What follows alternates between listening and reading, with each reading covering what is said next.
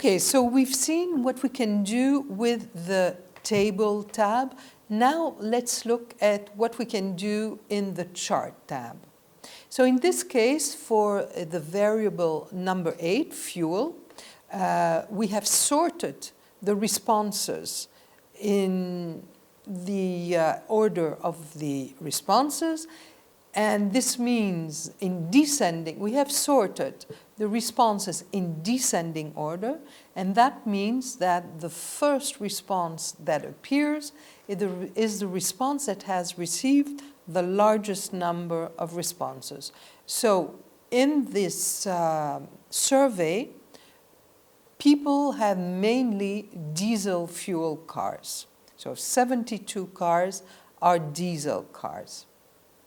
Now, let's look at the chart. In the chart, we see that the diesel fuel here is in blue, and this is the largest chart, the largest slice of our pie. So this pie chart, as it is called, this pie chart has been chosen automatically by Sphinx to represent this variable.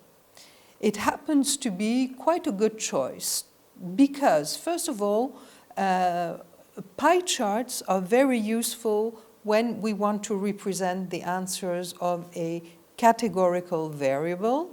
But not only that, a categorical variable where we don't have too many responses. So in this case, we only have 4 types of responses. And so the chart that appears here is quite legible.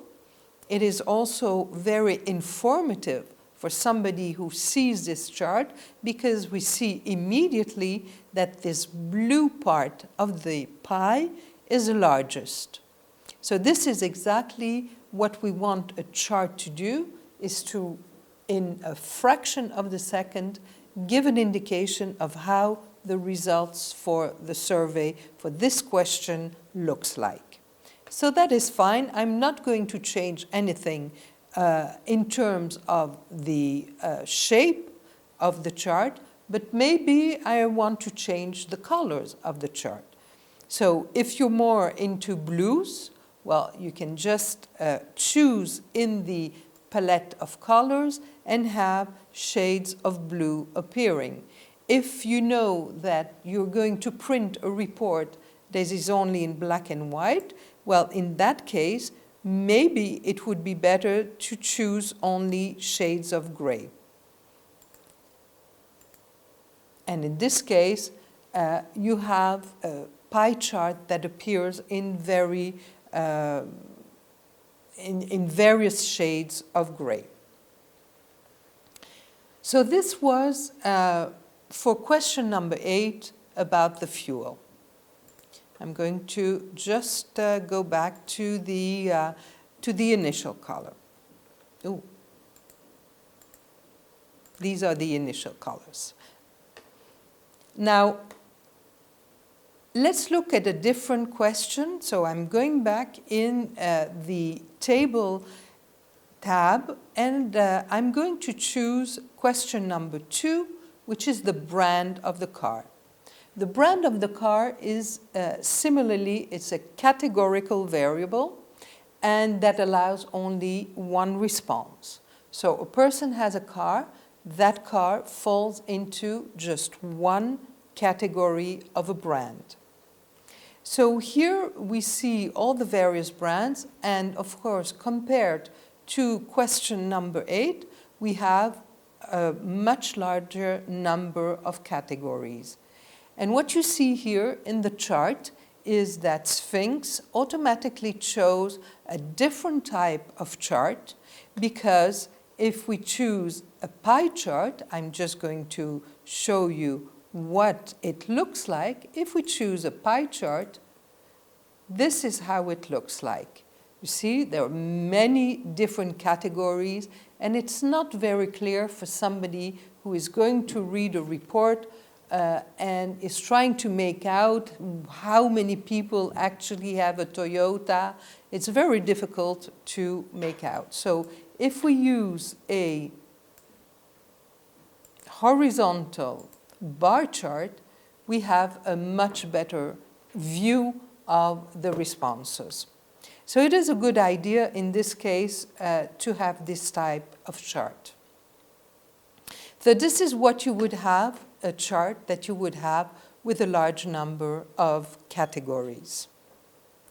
Now, when we have a large number of categories, there is one thing that we want to do in terms of how we're going to present the results, because it's not very clear.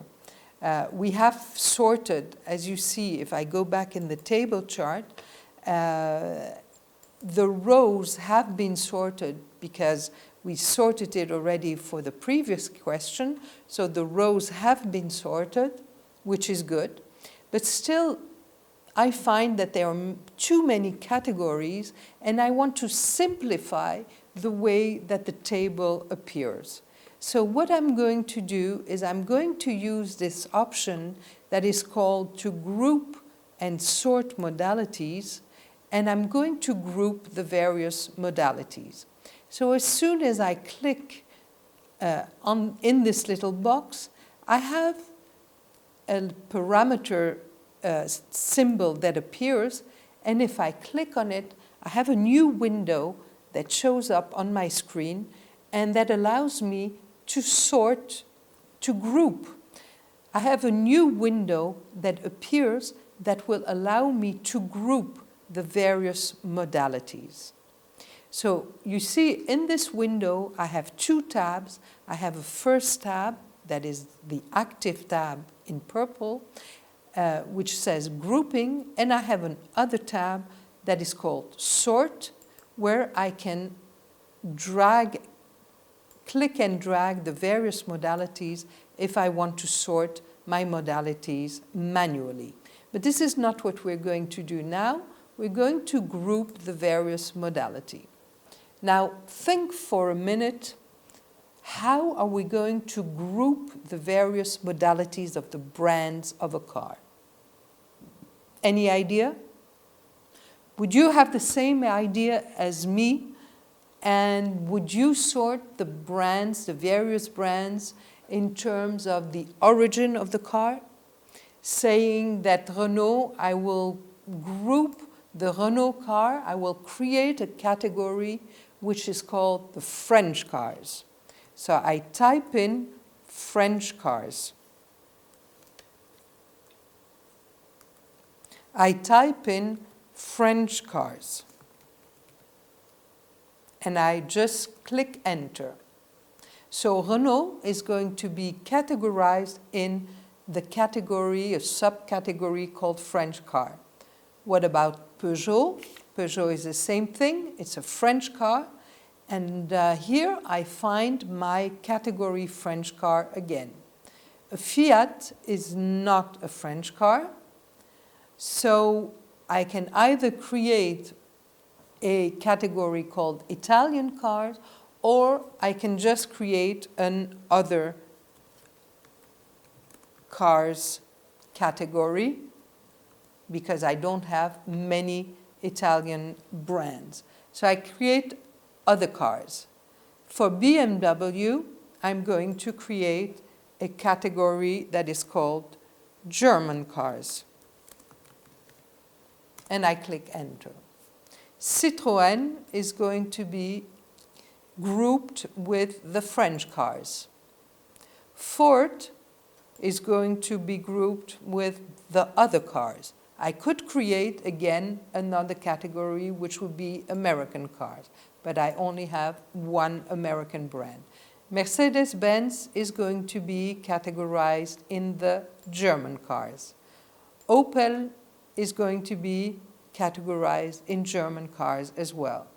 Toyota is going to be categorized in other cars. Volvo, other cars. Volkswagen, German cars. And finally, the other is going to be in other cars. And so, if I click on OK, look at the table, it has completely changed. I have now 3 major categories: French cars, other cars, and German cars. As you can see, in my table tab, in the menu here, I have a little box that can be ticked that says Show Subset. If I untick it, if I unselect it, and I confirm my choice, I only have the 3 main categories that I have created. And so I only have 3 categories, and that makes things, of course, much more clear for the reader. But here I want to select, I want to categorize French cars, German cars, and then other cars. So I'm going to go back in my menu here, but instead of going in the grouping, I'm going to go in the sort, and I'm going to put the German cars ahead of the other cars. And I am going to unselect the sort rows. If I unselect the sort rows, I have my own sorting that appears. So a personalized sorting of the brands. So these 2 options of grouping the categories and manually sorting categories are going to be very useful tools to present the data, in a more palatable, in a more presentable way, if I can say so. Okay, so be aware that you want to present the data in a way that is easy to read for the reader, for the person who is going to read your report. So in the next video, we're going to look at another type of analysis for a qualitative variable. Ça, c'était pas bon du tout. Tu coupes la fin. Il faut couper la fin. J'ai fini. New video.